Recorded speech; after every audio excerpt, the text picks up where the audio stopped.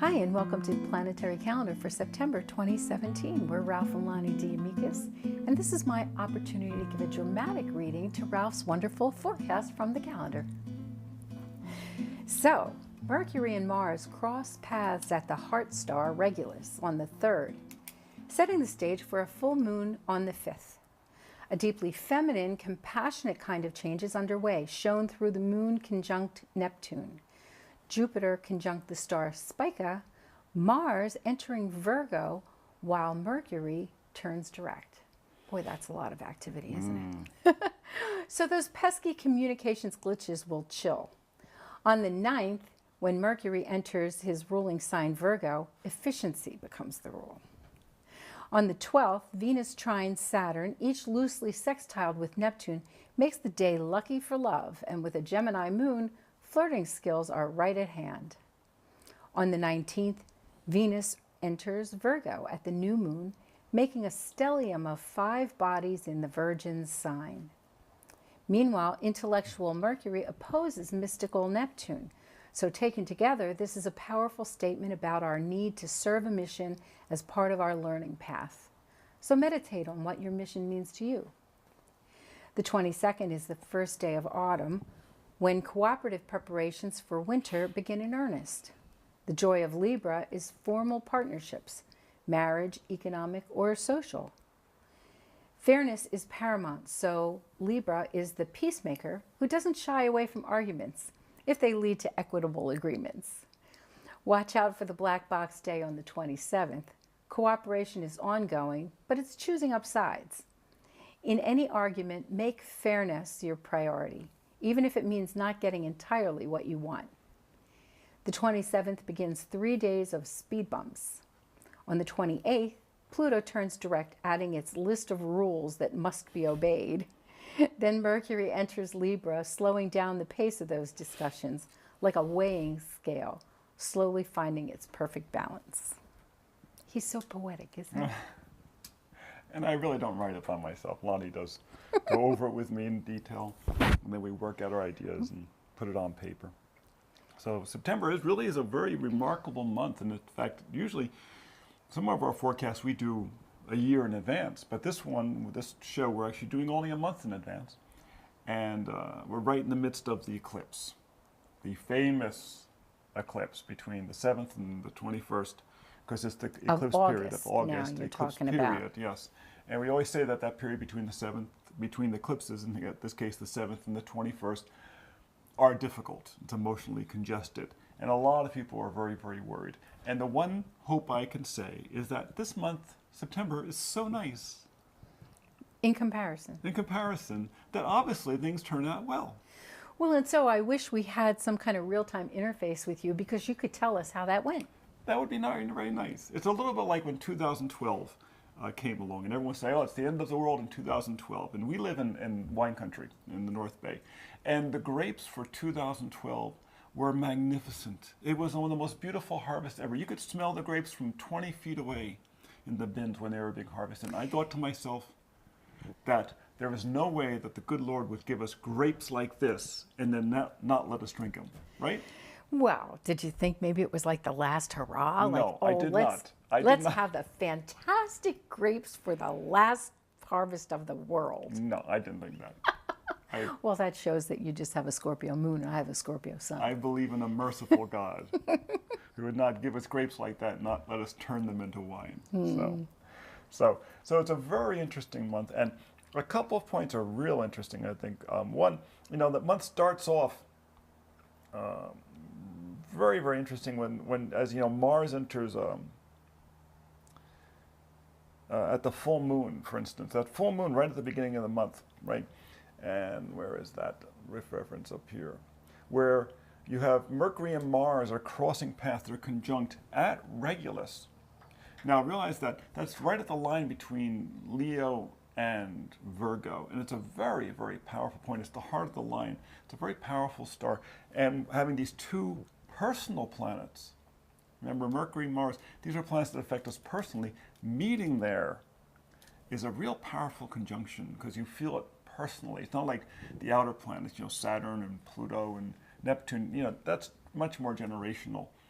But Mercury and Mars, that's up close and personal. So you'll feel that heart energy. You know, you may just feel like yourself bursting with more love. So let it out. People could use it. Boy, I hope that's contagious, right? Oh yeah, really, really. And then just a few days later, on the 9th, Mercury actually enters Virgo, which means it's right at that point. And Mercury does Virgo very, very well. Well, it's a ruler. Right, the for ruler, one thing. right. Yeah. And it's actually Mercury has 2 rulers, Gemini and Virgo, but the Virgo one is especially powerful, I think. Of course, I have that position, so I probably am biased. Well, and by the ancient rulerships, each of the inner planets has 2 signs that they rule, and one is the feminine manifestation of this planet, and one is the masculine manifestation. And Virgo is the lovely feminine manifestation of Mercury's energy. Exactly. And the constellation Virgo was previously known as the Great Goddess. So it's always been considered a very feminine constellation, and it's also the largest constellation. And by feminine and masculine, we don't necessarily mean male, female. We mean more like dynamic and receptive is the way we like to describe it. So, you know, the feminine energy is mostly considered inward looking, where the masculine energy or the dynamic energy is outward moving. Exactly. So once things, after the 9th, you'll find that projects tend to move along a little bit better when Mercury goes into Virgo. All the details will tend to be easier to take care of. It's just how it works. Now, it's also because now you have Mercury in rulership with the Sun in Virgo, so you're having a lot of Virgo energy. And Virgo is, you know, it's the worker bee of the zodiac. Now, on the 10th is that great national holiday, Grandparents' Day. They made that holiday for us. Exactly. But it's also the Sun trine the Moon. And this is the Sun trine the Moon following the full moon. And these are normally the day in which you get to coast because all the wind is at your back. In other words, the Sun trine the Moon means that those 2 energies, the spiritual energy and the emotional energy, are running in harmony. And it's after the full moon, so there's a lot of energy there. A lot of energy and all the gunk has been cleared out of the way, and you can really move projects along very, very well. Now that's on the Sunday, and so if you're going to have a big family dinner, this would be the time to have it because people all play nice, I think. And then you have the Sun parallel Mercury, which means great communications.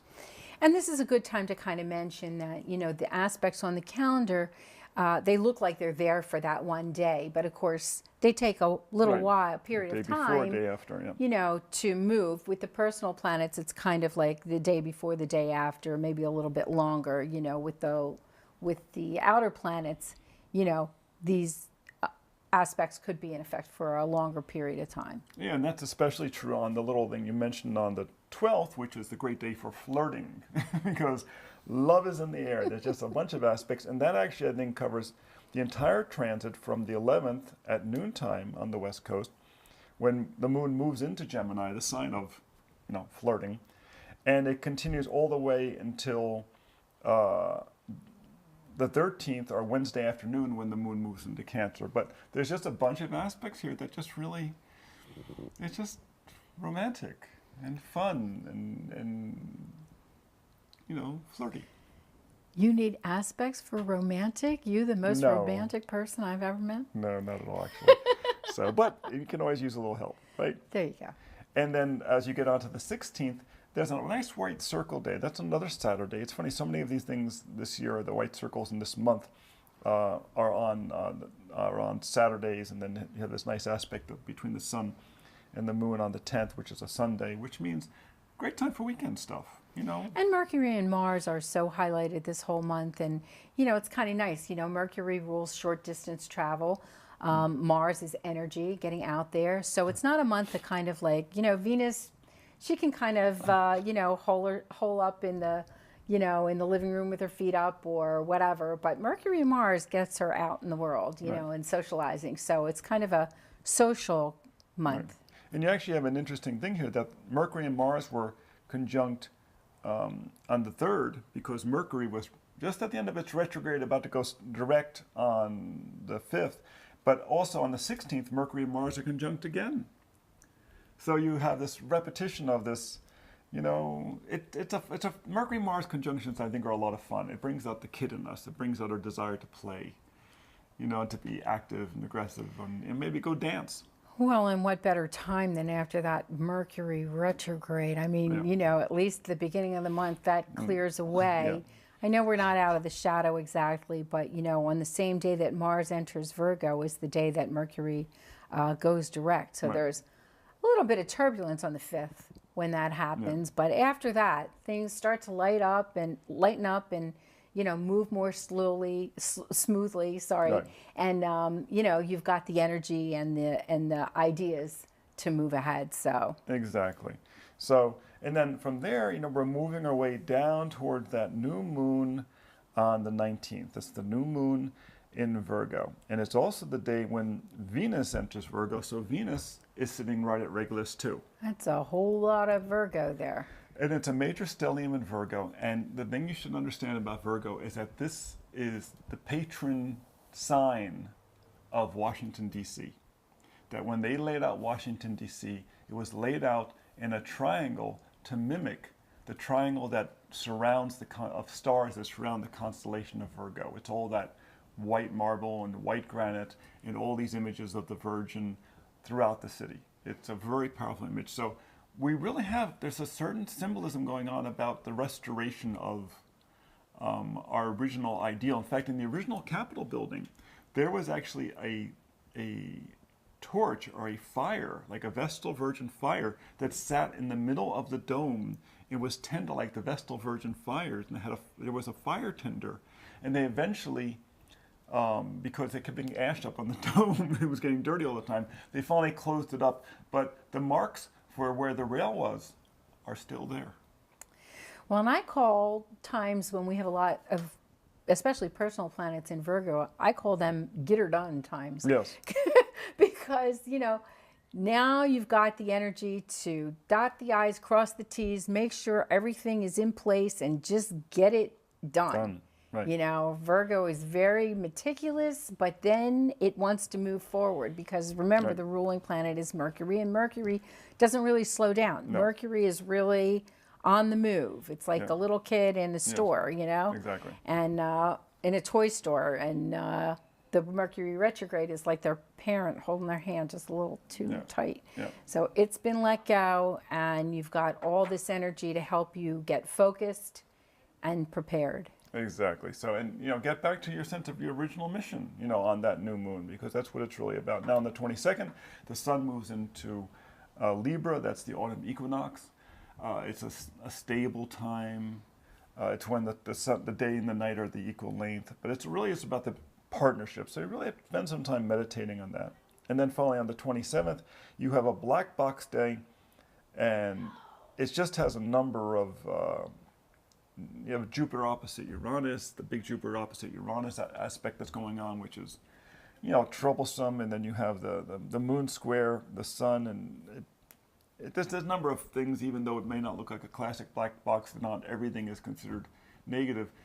It's still difficult. It's just one of these days. On the other hand, remember about black box days. Sometimes you can get a huge amount done as long as you're willing to really work on it. If you can really kind of show your grit, you can get a huge amount done on a black box day. Well, and the other aspect of the black box day is that it may not be the most supportive day, but if you've done all your work to get all your ducks in a row and have all your plans in place, it's not necessarily impediments to it. So you need to look at what makes up that black box day in terms of your ruling planets and things like that to see whether or not you want to rule that out entirely. So it's not like, you know, everybody should go and pull the covers over their head. Right. You know, it's going to be modified to each particular person. It just doesn't have the ideal support to get you started on something new.